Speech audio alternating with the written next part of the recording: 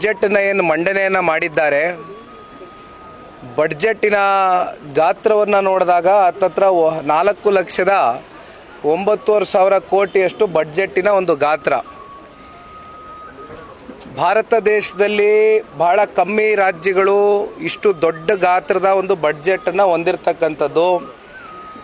ಬಹುಶಃ ಅದಕ್ಕೆ ಮೂಲ ಕಾರಣಕರ್ತರು ಕನ್ನಡಿಗರು ಅಂತಕ್ಕಂಥದ್ದನ್ನು ಈ ಸಂದರ್ಭದಲ್ಲಿ ನಾನು ಯಾಕೆ ಹೇಳಲಿಕ್ಕೆ ಇಚ್ಛಪಡ್ತೀನಿ ಅಂದರೆ, ತೆರಿಗೆ ಮೂಲಕ ಹತ್ತತ್ರ ಇವತ್ತು ನಮ್ಮ ಸ್ಟೇಟ್ ಟ್ಯಾಕ್ಸ್ ಕಲೆಕ್ಷನ್ ಏನಿದೆ, ರೆವಿನ್ಯೂ 1,80,000 ಕೋಟಿಯಷ್ಟು ಸ್ಟೇಟ್ನಿಂದ ಒಂದು ಟ್ಯಾಕ್ಸ್ ಕಲೆಕ್ಟ್ ಆಗ್ತದೆ ರೆವಿನ್ಯೂ. ಜೊತೆಯಲ್ಲಿ ಮತ್ತು ಸೆಂಟರ್ನಿಂದ ಕೂಡ ಕೇಂದ್ರದಿಂದ ಹತ್ತತ್ರ ನಮ್ಮ ರಾಜ್ಯದ ರೆವಿನ್ಯೂ ಕಲೆಕ್ಷನ್ನು 68,000 ಕೋಟಿಯಷ್ಟು ಟ್ಯಾಕ್ಸನ್ನು ಕಲೆಕ್ಟ್ ಮಾಡ್ತಕ್ಕಂಥದ್ದು. ಬಹುಶಃ ಯಾವಾಗಲೂ ನಾವು ಮಾತನಾಡಬೇಕಾದ್ರೆ ಹೇಳ್ತಾ ಇರ್ತೀನಿ, ಅತ್ಯಂತ ಸಂಪತ್ಭರಿತವಾದಂಥ ರಾಜ್ಯ, ಸಂಪತ್ಭರಿತವಾದಂಥ ನಾಡು ಅಂತಕ್ಕಂಥದ್ದು. ಹತ್ತತ್ರ 2,58,000 ಕೋಟಿಯಷ್ಟು ಇವತ್ತು ಕನ್ನಡಿಗರು ತೆರಿಗೆ ಮೂಲಕ ಕಟ್ತಕ್ಕಂಥ ಒಂದು ಹಣ ಈ 4,09,00,000 ಕೋಟಿಯಷ್ಟು ಇವತ್ತು ಏನಾದರೂ ಬಡ್ಜೆಟ್ ಇಷ್ಟು ಗಾತ್ರಕ್ಕೆ ಬೆಳೆದಿದೆ ಅಂತಕ್ಕಂಥದ್ದಾದರೆ ಅದಕ್ಕೆ ಮೂಲ ಕಾರಣ ಕನ್ನಡಿಗರು. ಆದರೆ ಇವತ್ತು ರೆವಿನ್ಯೂ ಎಕ್ಸ್ಪೆಂಡಿಚರ್ ಅಂತಕ್ಕಂಥದ್ದನ್ನು ನಾವು ತೆಗೆದು ನೋಡಿದಾಗ ಹತ್ತತ್ರ 3,12,000 ಕೋಟಿಯಷ್ಟು ರೆವಿನ್ಯೂ ಎಕ್ಸ್ಪೆಂಡಿಚರ್ ಹೊಟ್ಟೋಗುತ್ತೆ. ಔಟ್ ಆಫ್ 4,09,500 crores ಏನಕ್ಕೆ ಹೋಗುತ್ತೆ? ಇದೆಲ್ಲವೂ ಕೂಡ ಇವತ್ತು ಸರ್ಕಾರಿ ನೌಕರರಿಗೆ ಸಂಬಳ ಕೊಡ್ತಕ್ಕಂಥದ್ದು ಇರ್ಬೋದು, ಸರ್ಕಾರದ ಕಚೇರಿಗಳಿಗೆ ಇವತ್ತು ದುಡ್ಡನ್ನು ಕಟ್ತಕ್ಕಂಥದ್ದು ಇರ್ಬೋದು. ಈ ರೀತಿ ಅನೇಕ ಗೌರ್ಮೆಂಟ್ಗೆ ಇವತ್ತು ಸಾಕಷ್ಟು ಇವತ್ತು ಹಣವನ್ನು ಪಾವತಿ ಮಾಡಬೇಕಾಗಿದೆ. ಅದಕ್ಕೆ ಮೆಜಾರಿಟಿ ಹೊಟ್ಟೋಗುತ್ತೆ. ಇನ್ನು ನಮಗೆ ಬಂಡವಾಳ ವೆಚ್ಚ ಅಂತಕ್ಕಂಥದ್ದು ಮಿಕ್ಕಿರ್ತಕ್ಕಂಥದ್ದೇ ಹತ್ತತ್ರ 68,000 ಕೋಟಿ.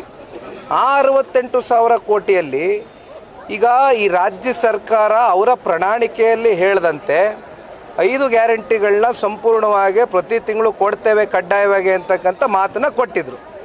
ಆ ಹಿನ್ನೆಲೆಯಲ್ಲಿ ಇತ್ತೀಚಿನ ದಿನಗಳಲ್ಲಿ JDS ಕೂಡ ಧ್ವನಿಯನ್ನು ಎತ್ತಿದ್ದೇವೆ ರಾಜ್ಯದ ಜನತೆ ಪರವಾಗಿ.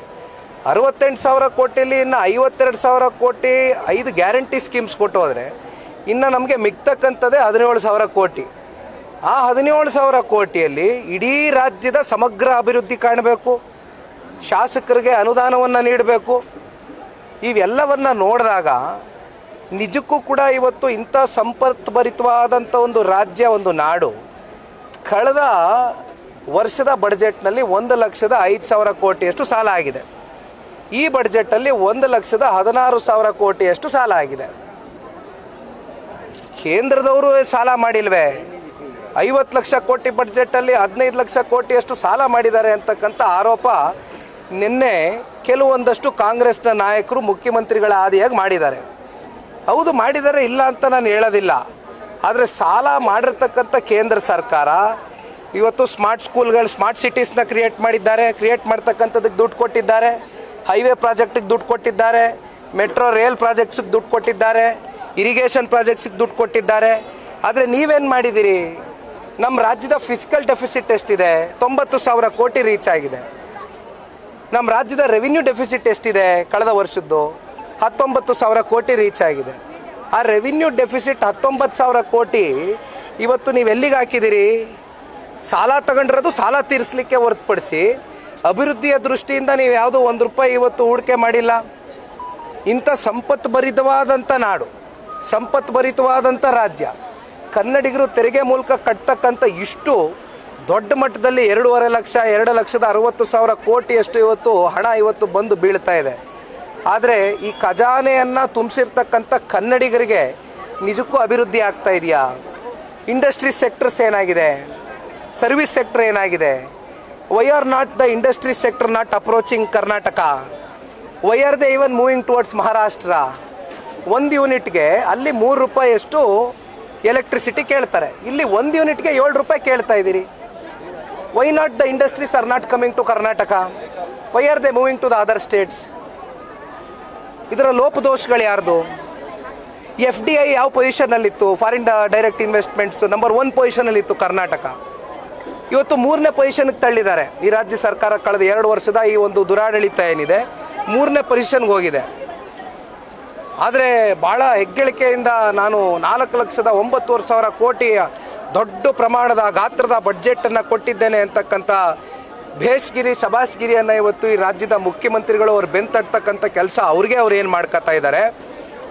ಆದರೆ ಇದರ ರಿಪರ್ಕೇಷನ್ಸ್ ಏನಾಗ್ತದೆ, ಮುಂದೆ ಪರಿಣಾಮಗಳೇನಾಗ್ತದೆ, ಪ್ರತಿಯೊಬ್ಬ ಕನ್ನಡಿಗನ ಮೇಲೆ 14,700 ರೂಪಾಯಿಯಷ್ಟು ಇವತ್ತು ಅವ್ರ ಮೇಲೆ ಸಾಲ ಇದೆ, ಭಾರ ಇದೆ. 14,700 rupees on each Kannadiga which we will have to pay on behalf of government. ಆಮೇಲೆ 40,000 ಕೋಟಿ ಸುರಂಗ ಮಾರ್ಗ ಮಾಡ್ತೀವಿ, ಟನಲ್ ರೋಡು ಅಂತ ಹೇಳ್ತಾರೆ. 40,000 ಕೋಟಿ ವೆಚ್ಚದಲ್ಲಿ ಎಲ್ಲಿದೆ 40,000 ಕೋಟಿ? ಯಾವಾಗ ಪ್ರಾರಂಭ ಮಾಡ್ತೀರಿ? ಈ ವರ್ಷ ಎಷ್ಟು ಕೊಡ್ತೀರಿ 40,000 ಕೋಟಿನಲ್ಲಿ? ಮುಕ್ತಾಯ ಯಾವಾಗ ಮಾಡ್ತೀರಿ? ಎಷ್ಟು ವರ್ಷ ತಗೊಳ್ತೀರಿ? ಇದು ನಿಜಕ್ಕೂ ಆಗುತ್ತಾ? ಅಥವಾ ಇದು ಕಲ್ಪನೆಯಾಗೇ ಉಳಿಯುತ್ತಾ? ಕನಸಾಗೇ ಉಳಿಯುತ್ತಾ? ನನಸಾಗ್ಲಿಕ್ಕಿಲ್ವಾ? ಜೊತೆಯಲ್ಲಿ ಇವತ್ತು OBC ವರ್ಗ, ಪರಿಶಿಷ್ಟ ಜಾತಿ, ಪರಿಶಿಷ್ಟ ಪಂಗಡಕ್ಕೆ ಯಾವ ರೀತಿ ಅನ್ಯಾಯ ಮಾಡಿದ್ದೀರಿ? ಇವತ್ತು ಬೆಳಗ್ಗೆ ಪತ್ರಿಕೆ ತೆಗೆದು ಓದ್ತಾ ಇದ್ವಿ ನಾವೆಲ್ಲರೂ. 16 ಪ್ರೋಗ್ರಾಮ್ಸ್ ಕೊಟ್ಟಿದ್ದಾರೆ, ವಿಶೇಷವಾದಂಥ 16 ಕಾರ್ಯಕ್ರಮಗಳು ಮುಸಲ್ಮಾನ್ ಸಮುದಾಯಕ್ಕೆ ರಾಜಕೀಯವಾಗಿ ಅವ್ರನ್ನ ಆಕರ್ಷಣೆ ಮಾಡ್ಕೊಳ್ತಕ್ಕಂಥದ್ದು ಕೊಟ್ಟಿದ್ದೀರಿ. ಫೈನ್, ಸಂತೋಷ. ಇನ್ನೊಂದು ಕಡೆ ಹೇಳ್ತೀರಿ ಇದು ಕೇವಲ ಅಲ್ಪಸಂಖ್ಯಾತರಿಗಷ್ಟೇ ಅಲ್ಲ, ಮೈನಾರಿಟೀಸ್ ಅಂದರೆ ಬೌದ್ಧರು ಬರ್ತಾರೆ, ಜೈನರು ಬರ್ತಾರೆ, ಕ್ರಿಶ್ಚಿಯನ್ರು ಬರ್ತಾರೆ, ಮುಸ್ಲಿಮರು ಬರ್ತಾರೆ ಅಂತ ನೀವೇ ಹೇಳ್ತೀರಿ. ಆದರೆ ಮೇಲ್ನೋಟಕ್ಕೆ ನೀವೇನು ಬೇಕಾದ್ರೆ ಹೇಳ್ಬೋದು. ಇಲ್ಲಿ ಒಂದು ಸ್ಪಷ್ಟವಾಗಿ ಅರ್ಥ ಮಾಡ್ಕೋಬೇಕಾಗಿರೋದು, ಮೈನಾರಿಟಿ ಅಂತ ಹೇಳಿದಾಗ ಇವರೆಲ್ಲರೂ ಬರ್ತಾರೆ. ಆದರೆ ಪ್ರತಿದಿನ ಇವತ್ತು ಈದ್ಕ ಬಿರಿಯಾನಿ ತಿಂತವರು ಮುಸಲ್ಮಾನರು ಒಬ್ಬರೇ.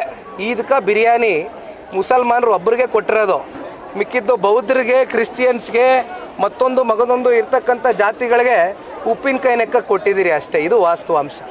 This a real fact.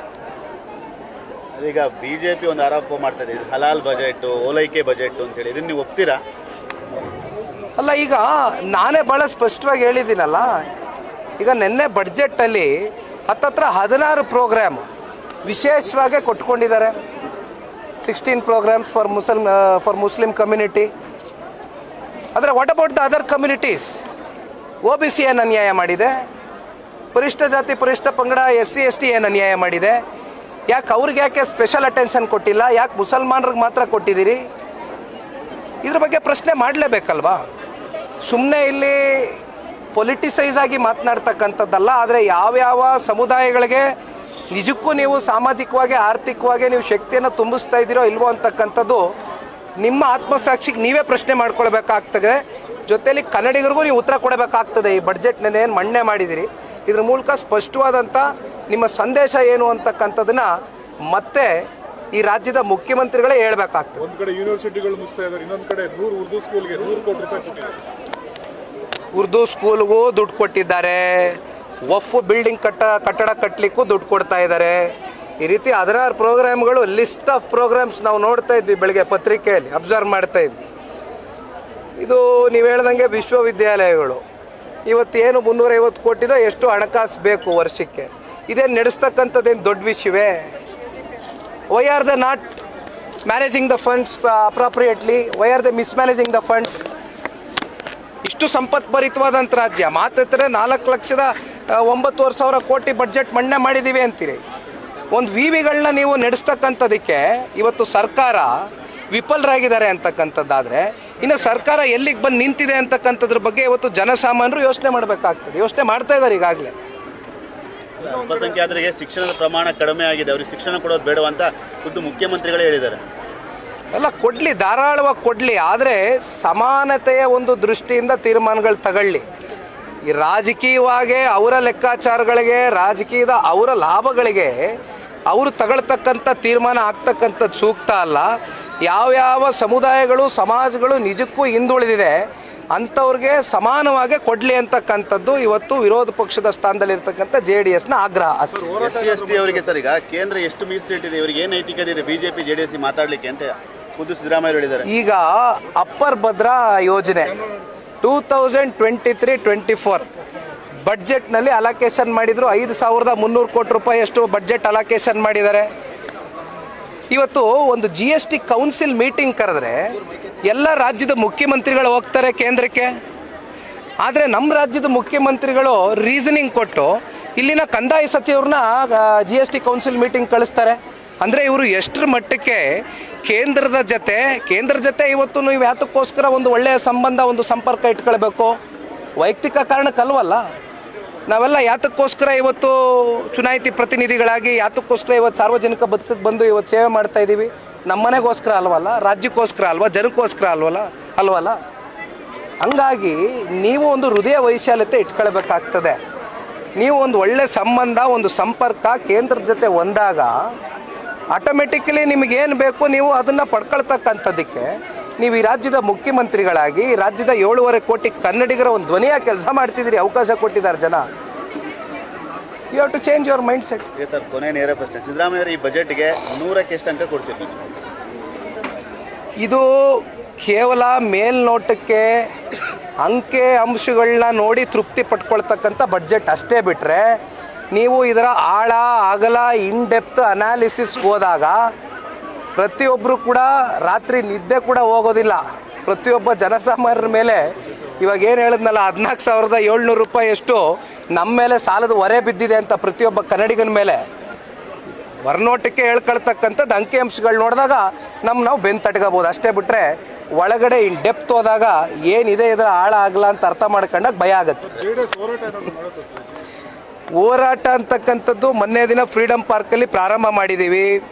ಇಡೀ ಎಲ್ಲ ನಮ್ಮ ಜಿಲ್ಲೆಗಳಲ್ಲೂ 31 ಜಿಲ್ಲಾಧ್ಯಕ್ಷಗಳಿಗೆ ನಾನೇ ಪರ್ಸನಲಿ ಫೋನ್ ಮಾಡಿ ಮಾತನಾಡಿ ಇವತ್ತೇನು 5 ಗ್ಯಾರಂಟಿಗಳನ್ನ ತಡೆ ಒಡ್ಡಿದ್ದಾರೆ. ಈ ರಾಜ್ಯ ಸರ್ಕಾರ ಕೊಟ್ಟಿರ್ತಕ್ಕಂಥ ಮಾತನ್ನು ವಾಪಸ್ ತಗೊಂಡಿದ್ದಾರೆ. ಈ ಚುನಾವಣೆ ಸಂದರ್ಭದಲ್ಲಿ ನಾವೇ ನೋಡಿದ್ದೀವಿ.